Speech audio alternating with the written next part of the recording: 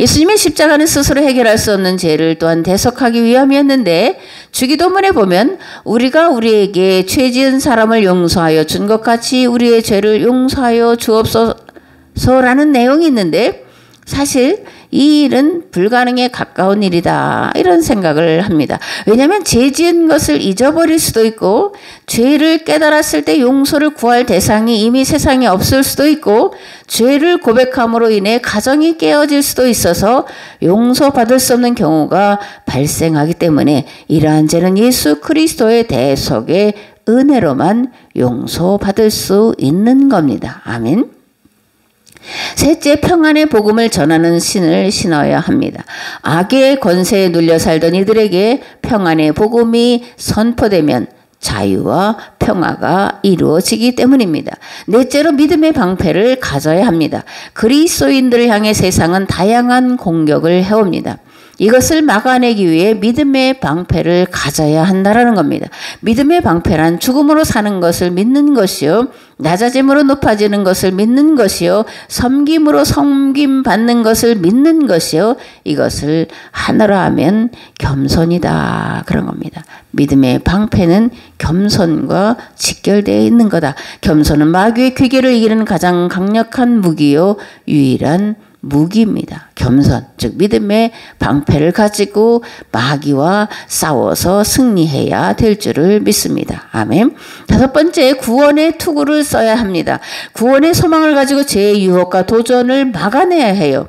항상 예수 그리스도께 복종하여 두렵고 떨림으로 구원을 이루어 가야 합니다.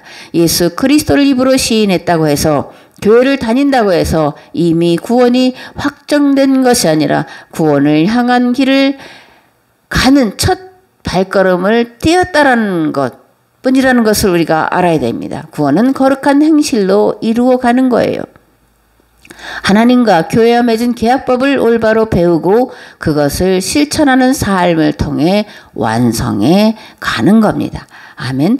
빌립보서 3장 10절에서 14절 말씀을 보면 내가 그리스도와 그 부활의 권능과 그 고난의 참여함을 알고자 하여 그의 죽으심을 본받아 어떻게 해서든지 죽은 자 가운데서 부활에 이르려 하노니 내가 이미 얻었다 함도 아니요 온전히 이루었다 함도 아니라 오직 내가 그리스도 예수께 잡힌받은 것을 잡으려고 달려가노라.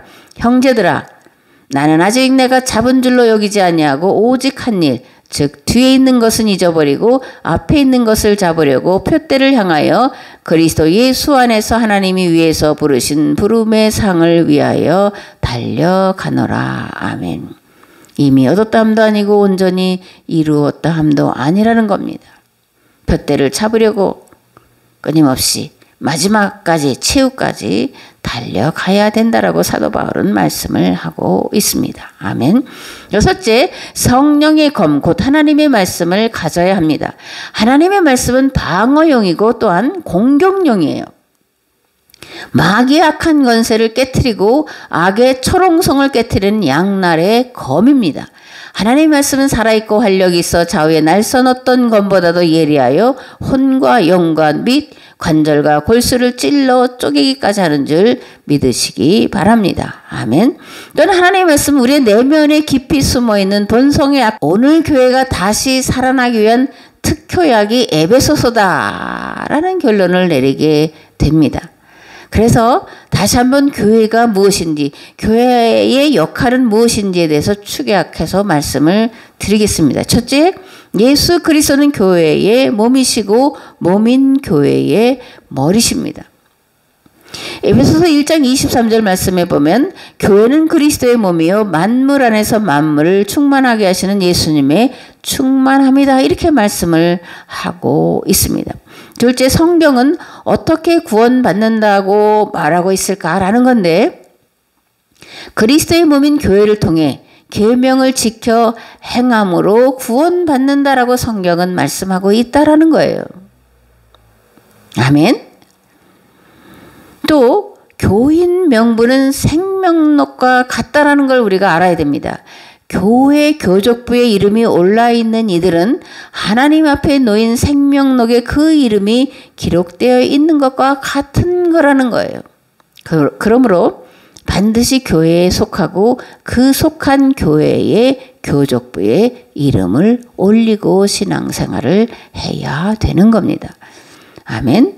교회에 속한다는 것은 구원이 시작되었다라는 것을 말하는 거예요. 믿는다라는 것은 교회 공동체에 속하여 서로 사랑하라는 새 계명을 실천함으로 구원을 이루어 가게 되었다라는 것을 믿는 겁니다. 성도는 예수 그리스도의 죽으심으로 인해 교회에 속하게 되었고 교회에 속하여 새 계약을 지킴으로 구원에 이른다라는 것을 믿는 거룩한 무리들을 일컫는 이름입니다. 아멘. 복음서에서 예수님은 십자가에서 죽으신 것을 믿으면 구원받는다고 하신 적이 없다라는 겁니다.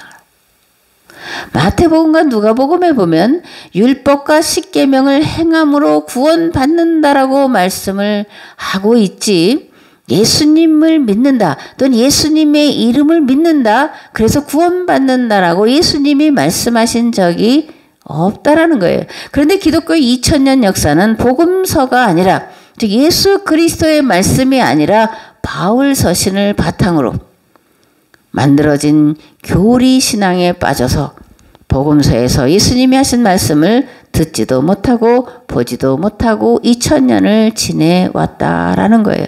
그렇다면 사도 바울은 왜 예수 그리스도로만 구원받는다라고 말했을까?